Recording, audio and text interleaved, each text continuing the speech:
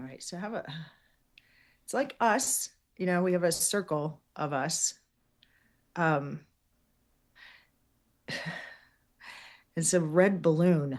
Um, just kind of not really tied to anything, just sort of floating and landing right in the center of us. Lightness and laughter and I don't know. Okay. And then right beside the balloon just appears is a white rose. Really simple, elegant, beautiful. Just right beside the red balloon, right in the middle of us. Okay. All right, there's one. Okay, really silver, like silvery white light. Pink.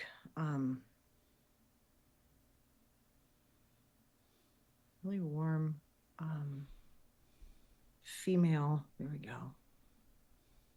Female. A lot of pink around her. That's weird.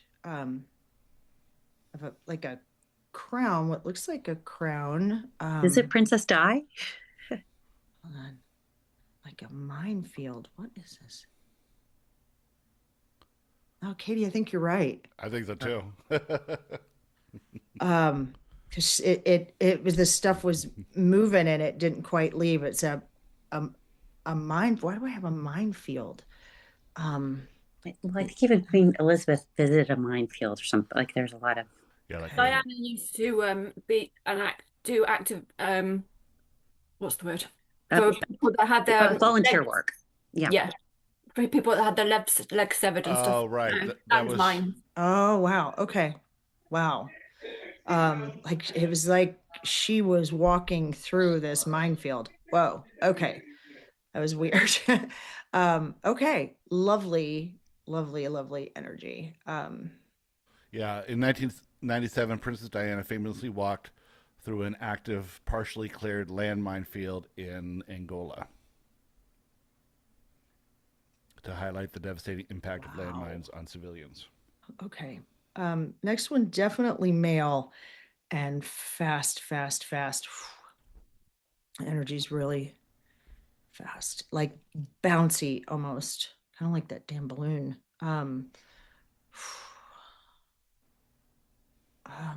Pretty deep, like emotionally kind of deep feeling.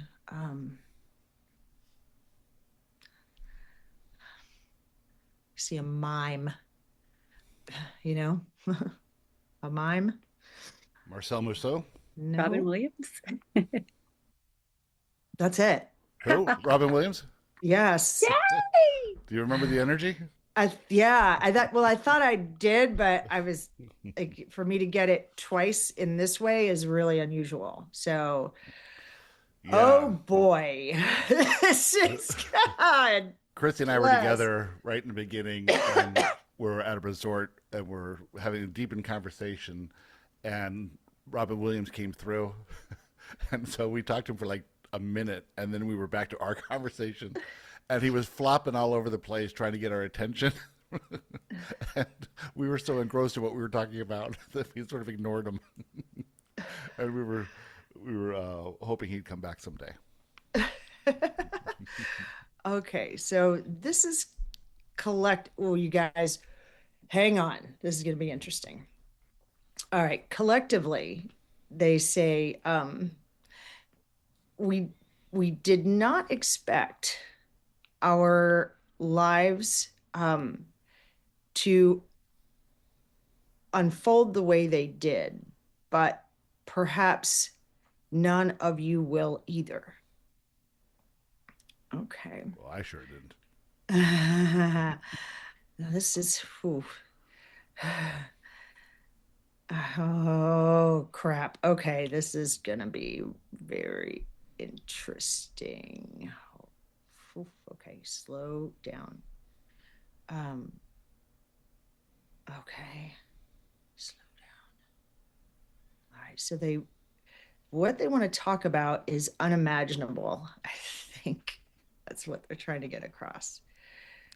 Okay, here we go. I'm going to try to catch this. Bear with me. You know, the unimaginable is like ordering your life at a restaurant. You sit down and say, yes, I'll have a stable career, uh, a side of stability, and a glass of fulfillment. And the universe says, wonderful choice. We'll bring that right out. And instead, what shows up is here's your divorce, your career change, talking to dead people, a spontaneous move, and by the way, guiding other people to remember their souls. And you say, excuse me, I ordered the predictable. And the universe says, yes, but we upgraded you to the chef special. And the chef special is always unimaginable. Holy shit, he's going fast. But because if you had ordered it, you would never have been brave enough to eat it. And the best part is halfway through the meal, you look around and you say, this is actually delicious. Even though at first you thought, I'm not sure what this is, but it's definitely not what I ordered. And sometimes the unimaginable is when you realize, oh my God, he's going so fast. You didn't lose the life you planned. You just accidentally walked into the one that fits you much better. And honestly, the universe has a very strange sense of humor, which is why you're all here having a conversation with a comedian after he's dead about living an unimaginable life. If that's not unimaginable, I don't know what is. This is going to be really weird. Okay, he's bowing now. He says, thank you. Oh my God. Comedians live for a good audience, and this is the first time I've had one that spans dimensions. He says, that's new. I like it. Okay. And okay, so this is her. Gosh, it's much easier. Okay, this is sorry. So she says she says she feels a lot of warmth from all of us. There's something sincere about the group, willingness to explore life beyond expectations, and that's a beautiful thing. Um, okay. Whew. All right. Okay. So they're sort of adding to it that sometimes the unimaginable isn't just the dream, it's the detour. And the detour ends up being the story. All right, this is him. Oh, you're gonna be funny the whole time, or can we just oh God. No, he'll try to. Okay, slow down just a little bit. He says when he was alive, he had a very big imagination. Imagination is wonderful, but it has limits. You guys, okay. He imagined success, performances, even connections, but he couldn't have imagined it in the way his life actually unfolded. The people, the impact, the pain, and the love, all of it. So he says, when you're imagining your future, you're imagining it from your current self. But your life is trying to take you far beyond that current self. So it has to be unimaginable because you're becoming someone you haven't met yet. Most of you think you know what you want, security, money, stability, recognition, even spiritual success, right? But what you truly want is freedom and expression, authentic connection, meaning, and joy. And those things rarely show up in the way you imagine because if you could imagine them, you'd stay within your current limits. So the unimaginable isn't random, it's beyond the boundaries of your current identity. All right. She says what she always imagined in life was of like a life of belonging, of love and belonging. And she actually thought she would find that in traditional life, marriage and family and that thing. But what she really wanted was just connection. And she discovered that in ways she could never have imagined. Um, the life I imagined, she said, was so much smaller than the life that unfolded. And that is true for most of you, she says. You're being invited into lives that that your current self can't comprehend. And it's not because you're incapable. It's because you're expanding. So an unimaginable life is not one that's chaotic. It's one that's larger than your current expectations of yourself. Um, so talking about the the Freedom Project thing is it, what's interesting about the field is that it doesn't push, it allows, it invites, and the unimaginable arises more easily in a field than in a plan. That's interesting. Plans come from the mind, and the unimaginable comes from the soul. And he says, let's be honest, if I had told most of you 10 years ago that you'd be doing what you're doing right now, you would say no, or at least, well, that's ambitious. You wouldn't, but here you are, right? So the unimaginable, this is, boy, they're hard to hear together. Can just one of you do this, please? The unimaginable isn't something that you have to create. It's just something that you allow to unfold when you let go of who you thought you needed to be. And it usually starts with one small, slightly unreasonable step. Okay. Phew. Okay. Okay, go ahead. In Robin's movie, What Dreams May Come, how could he explain the concept of that movie now from a non-physical perspective? Okay. How accurate was it? How inaccurate was it? So I've never seen the movie. But what he's saying is, what does that have to do with mistakes and failures? So he says it wasn't just a story. It was symbolic of how life and even existence beyond life unfolds. Okay. I guess I haven't seen it, so we're gonna have to really so in the movie,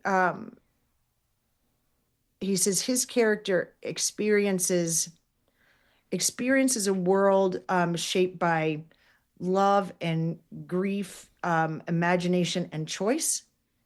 Okay.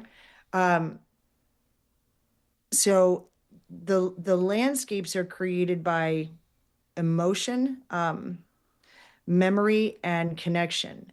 And that's not entirely fictional in many ways, because our lives are shaped in much the same way. Our experiences, our dreams, what unfolds for us are influenced by our perspective, our beliefs, our love, our fears, and our openness. So when we say what dreams may come, it's really asking what becomes possible when you allow life to unfold beyond what you expected. And in that story, he says there was joy, beauty, and also loss, longing, and difficulty and challenge, just like the unimaginable life. Yet everything led toward deeper love. That what's happening in physical reality. Through every experience, it's eventually leading towards deeper love, less Yes. superficial, more authentic. Yeah. Um, yeah. Yeah. So we, it's also saying it's, there's an element that he hasn't touched on, and this is very um sort of necessary for the unimaginable life in our physical reality, is the element of trust, um, because we so imagine that we have to know what's ahead to feel safe, um, that those those experiences of stepping before we trust, those are the most meaningful. That's what arises when we let life unfold without knowing. Okay, so that's, I think, just something he's added about that. So the answer about laundry's done. He's doing a little dance to that music. Okay. Um, so physical reality isn't as fluid, right, as the world in dreams may come, he says. So you you can't necessarily, you can't, he's kind of going, paint mountains with your hands or create oceans with your thoughts, right, immediately or overnight. Um, and because our physical reality is shaped by our expectations, beliefs, perspective, willingness to follow things, what feels true, we don't instantly change the scenery. But when you change how you move through it, when you change how you move, new paths start to appear. So new people show up, new opportunities show up. So the dream unfolds not all at once, but step by step. It's less like, it's less like painting the sky and more like discovering you're already walking through a landscape that's changing as you go. So movement is the key. Yeah. Unlike the dream, our physical reality is more gradual, but it's not less meaningful, what they're saying. So we experience time and uncertainty and growth, right? Um, but it that unimaginable thing doesn't appear instantly. It shows up through unexpected conversations, sudden changes in direction, right? Challenges that soften our heart, opportunities we couldn't have seen coming, um, and that's how that movie expresses itself in physical reality, not all at once, but through experience one at a time. What about the Um, description of the afterlife in that movie? okay, let me finish this, what he's saying Okay. here. So um, in physical reality, you don't always recognize the dream while you're in it. This is a point they want to make. um, it's you that you recognize it later, and so if you recognize it later and you look back and say, that difficult moment, that conversation, that detour, that's when everything started to change, right? So that's what's happening in physical reality. Um, so that's what makes it so meaningful, and why we, assign meaning to everything. So because you're not just imagining the dream, you're actually living into it.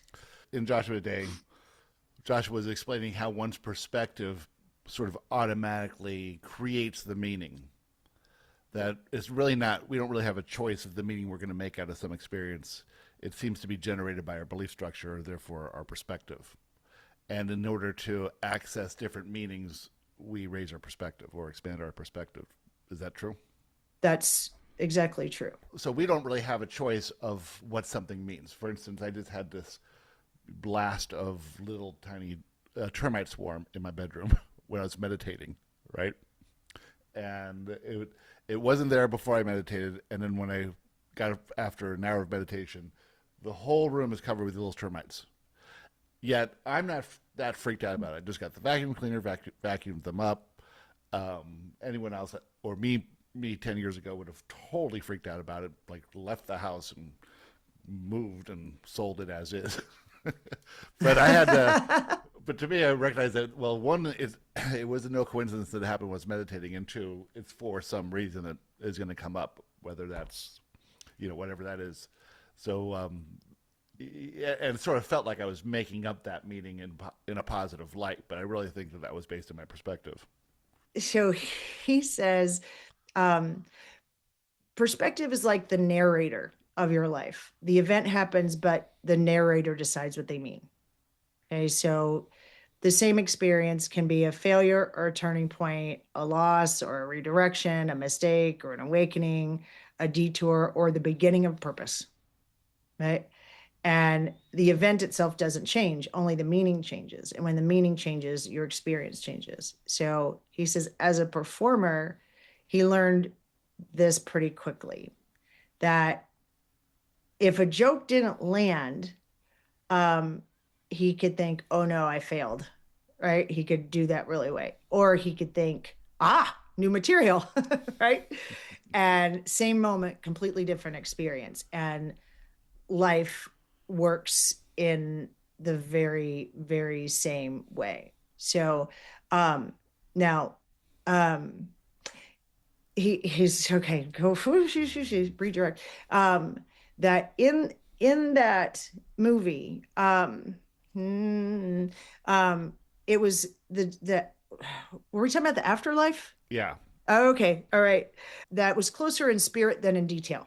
Because his wife, he's already in heaven, and his wife commits suicide, and she goes to hell, and he has to try and rescue her, and it was Okay, harrowing. so he's all right. So he says it captured some It's important scary. points, right? That's scary, right? That consciousness continues, right? Uh-huh. And that love remains very connected, and experience in after physical life isn't really rigid or fixed, and that perception plays a role in experience, right? So all of these things are, those elements are accurate, they say, in essence, right?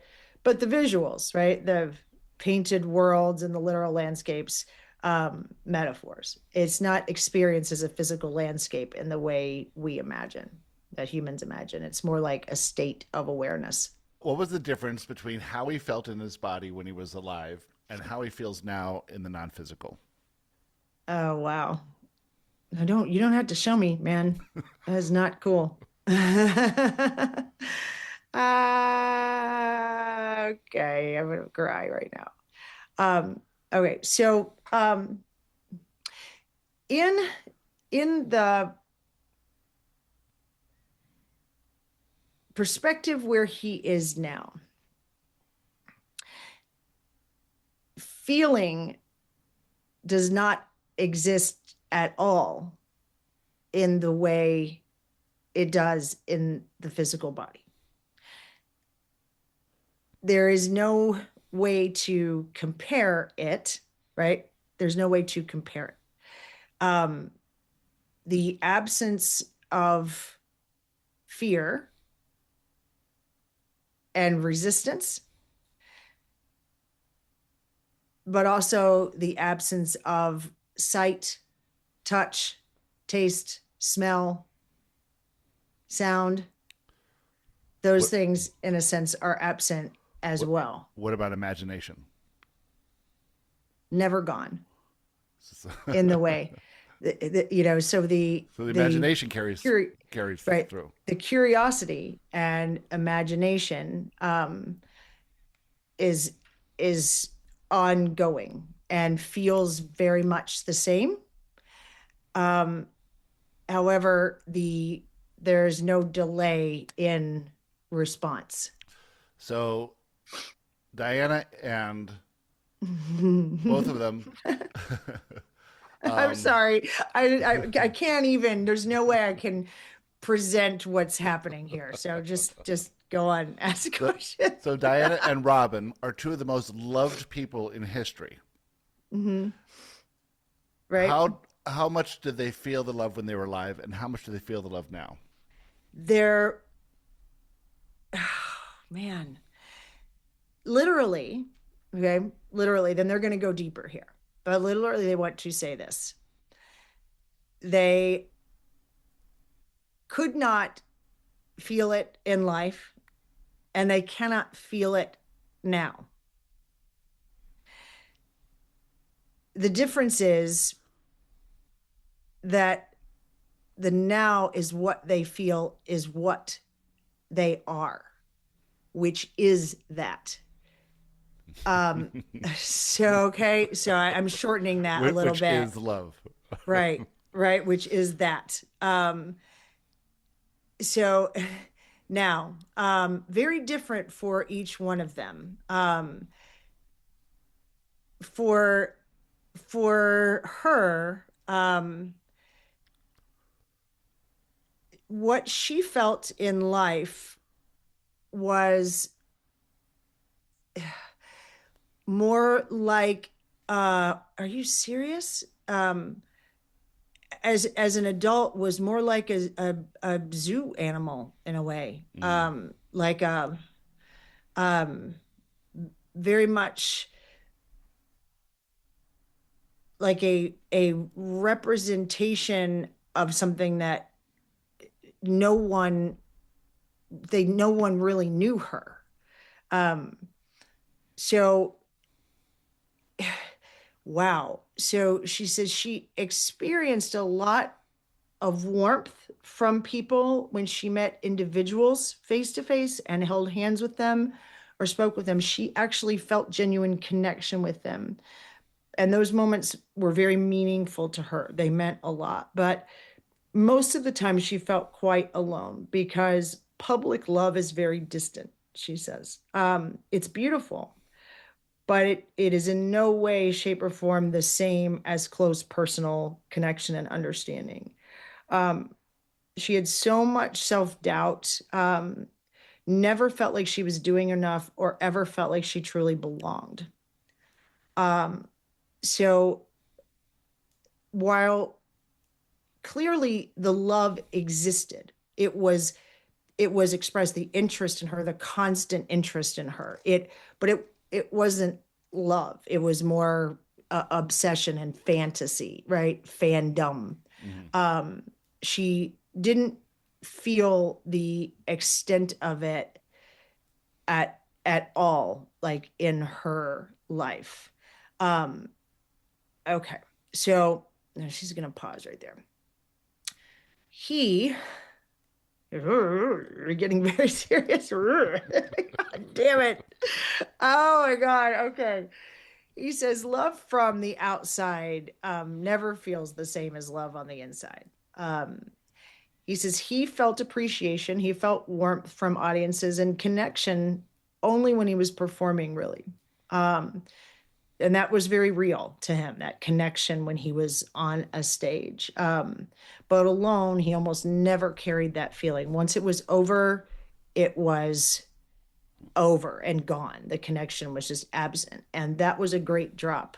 Wow, very much like the drop I have after I do this and then I slam back in is very much like it's very empty and painful, physically painful. Okay. So being loved publicly is so different, as they say the same thing, from being loved personally. And because he was very often lonely, unsure of his place even in the world, uncertain all the time, and extremely sensitive, that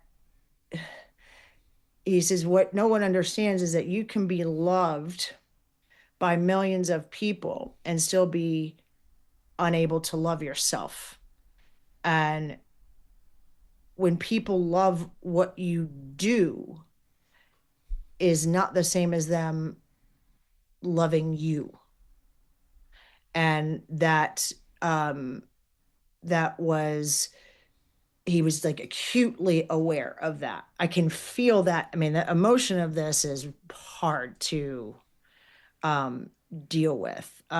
So oof, she's saying to us um that many of us are loved, like in she's talking about this group, more loved, more appreciated, and more impactful than any of us than we realize. But understand that while you're living, it is difficult, if not impossible, to see that.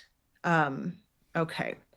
So from their okay, from their perspective now, it's so different, because the love that they have now, it's this direct knowing. It's what they are, right? You don't have to interpret it. You experience it immediately. So um, it's in the non-physical. This is interesting that they can feel that the vibration of that in a sense, like directed of them. So Mm. when people this is him, he says, when people think of me with kindness or laugh at something that I once did, remember me with some sort of affection, there is a ripple of that feeling that Mm. is there. It's broader now, it's less personal and more intimate. Mm. It's less like applause and more like being a part of something that's shared. Was Diana as emotionally sensitive as Robin, or in emotionally sensitive at all? Yes. Okay. She very sensitive. But she's joking. And then he's joking. He says, but she's British. So Kept it down. Stiff upper lip. you guys, this is going on the whole time. I just cannot get it all out. Oh my God. We see emotional sensitivity as a superpower. How did that superpower manifest in their lives? So she wants to say, what one of the main differences is that Robin came in with extraordinarily high emotional sensitivity, like off the charts, and also an extraordinarily high intellectual intellect. Which is dangerous, And right? this is very, yeah. And she says she barely passed her, or she didn't pass her O test. Oh, what's an O test? I don't know. She's saying something about like she didn't pass something like twice. So she was she's saying she was sensitive, but not that smart. They're both kind of funny. O Okay. levels. It's in school. It's Right. called O levels. All right. So sensitivity was for her, she says, a very a central part, right, of her experience. She was also quite empathic too. Mm. So she felt things very deeply. She felt emotions of other people just entering a room. So like a lot of us. So the public life, the scrutiny, expectations, those things were very overwhelming for her. She didn't understand her sensitivity at all when she was alive, but in fact she thought it was weakness or vulnerability in life.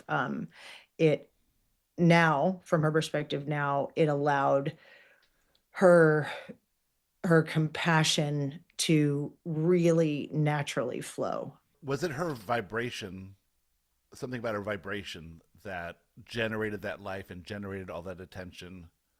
Generated, was it the sparkling brilliance of that vibration that was there at birth? Or was it a lot of people have it and she just happened to be at the right place, right time? She says it her her vibration didn't force, right, her life to unfold, but it did like resonate and attract certain experiences. So because of her sensitivity, right, she was more affected by pressure and expectations, lonely, things like that. So it was her vibration interacted with the life in a particular way.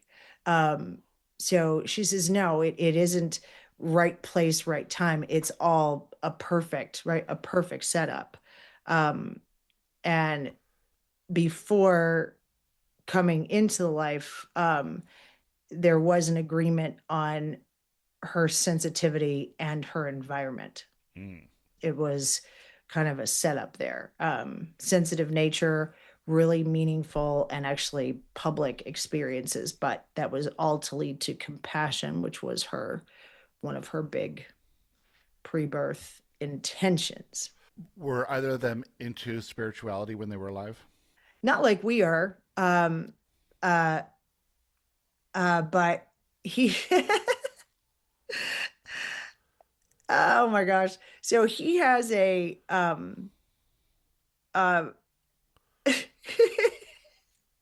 he's like footballs. I swear to God.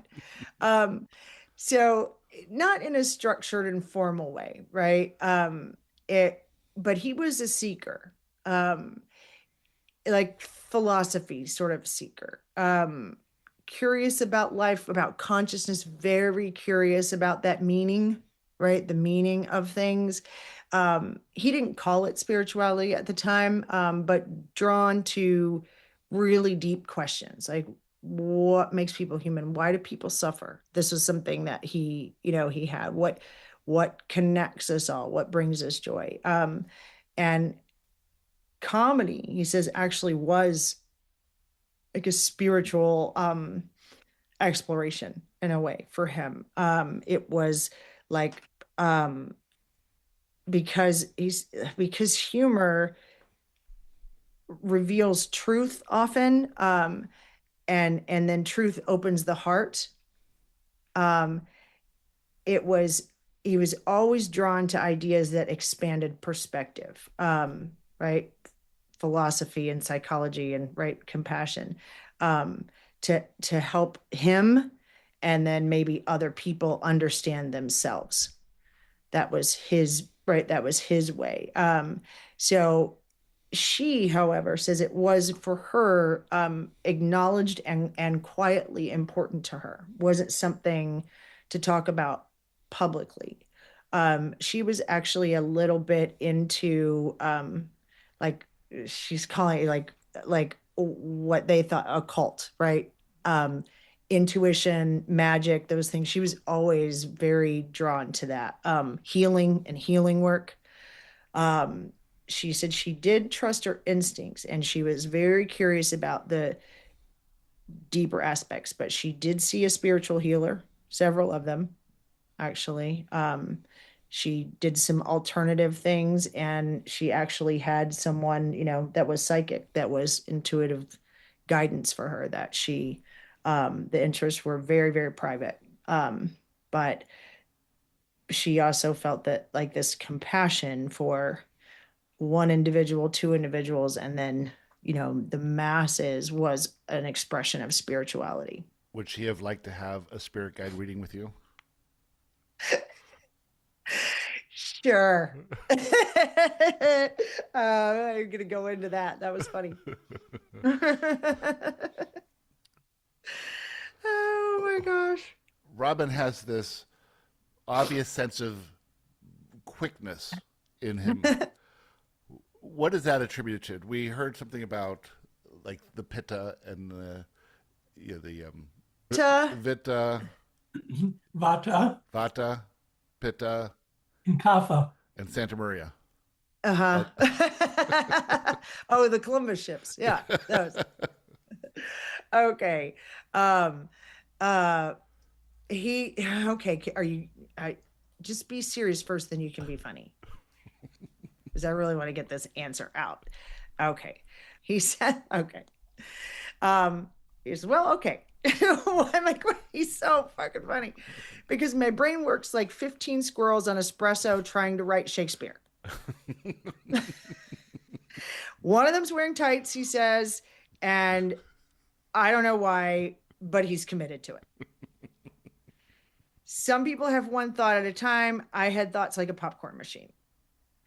Pop, childhood memory, pop, existential question, pop, joke about cheese, pop, what if God has a sense of humor, pop, where did I leave my keys, pop.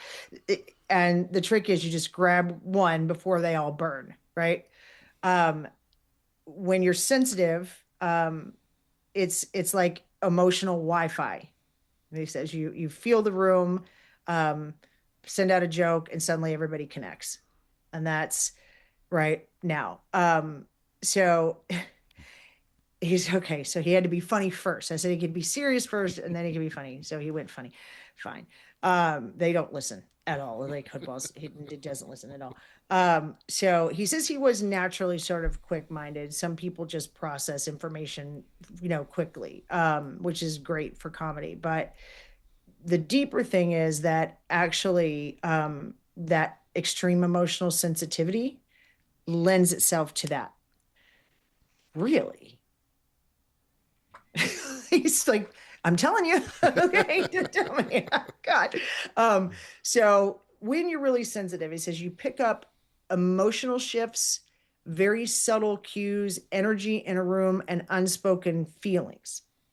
You pick those up really quickly, and you respond very quickly. So it's actually really heightened awareness, which is why another reason emotional sensitivity is a superpower. Yeah. It's heightened awareness. That's what it is. And he was also naturally curious. That's attributed to that. So about people, life, even about just what's in the moment. Sorry. Okay. He said that quickness too was also a way that he learned to manage the intensity of his emotion. When you feel a lot, your mind learns to move quickly. And he says, you all know this as you've been practicing just sitting with discomfort and understanding how quickly you distract yourself without realizing that you've even been uncomfortable. So to be extremely sensitive and not shut it down early in life, but just be with it, the quickness was how he got faster and faster to manage the intensity of how he felt. So it's not just intelligence, right? It's not just the vibrational intelligence there. It's sensitivity and curiosity with adaptation. That's what it is. Mm. When they returned to non-physical, how quickly did they feel that they wanted to come back and have another physical life? Immediately. It's like, oh, I can't wait to do this again. Mm-hmm. Is that funny? It is, but that's how I felt in my DMT too. Yeah. I mean, I got it. It was great, blissful, but I was like, when I realized I was coming back, I was like, okay, great, cool, yeah. Yeah, this is weird out here. Yeah, it's a nebulous mist. I don't know. Yeah. Oh my gosh, he's hilarious. Um, he's talking about the pop because I thought that was funny, all the different thoughts, pop, the popcorn machine of thoughts. And he's saying being quick is like for him is like like his brain saying well, this moment needs to be lightened up, this moment needs joy, deploy silliness immediately, right? That's what's happening. And if that doesn't work, fall back on voices, right? Make up stupid voices, right? So because nothing diffuses tension suddenly like sounding like a Scottish therapist. And as he's going, he's like, hey, tell me about your childhood. And he's really funny. He's just going 90 miles an hour. I can't get it out to tell you guys what's happening. I'm so sorry because it's really good. So if he was at a dinner party and he felt tension in the room, his immediate response would be to lighten it up. Where did that response come from? Was that come from being uncomfortable in that denser environment? Was it a reaction to the environment, or was it just a natural desire to bring ease and joy into every environment? All of it. in any given moment, just it's more complex, he says, than any one singular answer. It wasn't just because he wanted to escape. It was because it was an exploration of his, this comedy, this thing. Sometimes it was because it was uncomfortable. And um he says it's those intense moments, because they can feel really strong when you're sensitive. Being funny is a way to sort of, he says, like, we like to use the word, create space, not necessarily avoid the moment, but to make it more breathable. Yeah. Or like opening a window in a room that's gotten too warm and stuffy. So he says the joke doesn't necessarily always take you away from the feeling. It helps you stay in it without being overwhelmed. And humor is also connection. So in intense moments, a lot of people will withdraw and they get quiet, guarded, right? And a little bit of humor will bring people back together. So it's like, oh, we're still okay, right? We're still human, we're still together, that kind of thing. And then other times humor is protection, right? It's Sure. protection. And if feeling something really deeply, it just softens enough so that you can, for him anyway, can manage it. And he says those of us, most of us are sensitive. We do this naturally, right? This is why the connection side of humor is why it's so much better in an audience instead of watching it on TV. Even a funny movie is much funnier in a theater than at home Yeah, with other people with other laughing, people. the feeling of the laughter and the connection. Yeah, certainly. That's why the as grueling as performing a stand-up show in front of a live audience, it was just necessary for him. That was the connection. You don't feel that in a movie, a TV show, or an interview. You don't get that response. There's a lot of theories about what makes something funny, what makes humor, what makes stand-up comedy funny. There's a lot of different opinions about it and why it's rare. But from a non-physical sense, is there a way to understand the mechanics of humor in our reality? To understand it, he says, understand it. um you'll never understand it, right? That's the word. But what makes something funny? um and he says in our reality, and we dance around it all the time, we're always talking about it, it's surprise. That's what Abraham had said once too, and I Yeah, never thought it was surprise. This is a distinctly human thing since we feel separate. If we were a mass consciousness, it'd be very difficult to have stand-up to comedy. surprise. Yeah. Yeah, so he says here's what it is. Basically, this is what it was for him too. Set up expectation, then left turn, right? Just you think she says, you always think I'm going one way, and then suddenly I'm talking about a penguin running in a yoga class, right? And because your brain goes, wait, right, that doesn't belong there. And that little moment of confusion is what turns into laughter, right? But then he says the other thing that's in our reality that's funny is the truth. Is that And why irreverence is funny? yeah, it's the truth, but seen from a different angle, So, a way to look at it from another perspective, the truth. So when someone says something that you've actually experienced but never thought about saying it out loud, and then you're thinking, oh my gosh, that's exactly right, right? So it comes from surprise, from truth, from contrast, timing, and humanity. and shared experience. Mm-hmm. Humanity, I guess, is what, Yeah. yeah, what he Yeah. means by that. Yeah. Wow. All right. Well, this was absolutely amazing. Do they have anything they would like to leave us with? Oh my God. He said, we already left the balloon and the rose. What else do you want?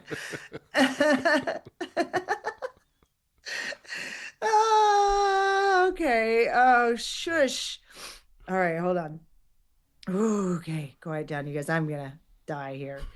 All right, this feels a little collective. Oh no, this is him too. Okay, shoop, shoop, shoop. I can't hear you together that well.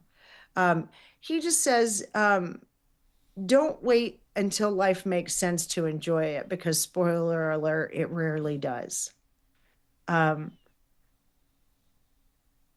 okay. He says the beautiful thing about improvisation, and he says you can't actually make a mistake, but if you perceive you do, just remember they eventually become material. Your mistakes. Oh, that's pretty cool, right? That's pretty cool. As she says, be gentle with yourselves as you step into the unimaginable.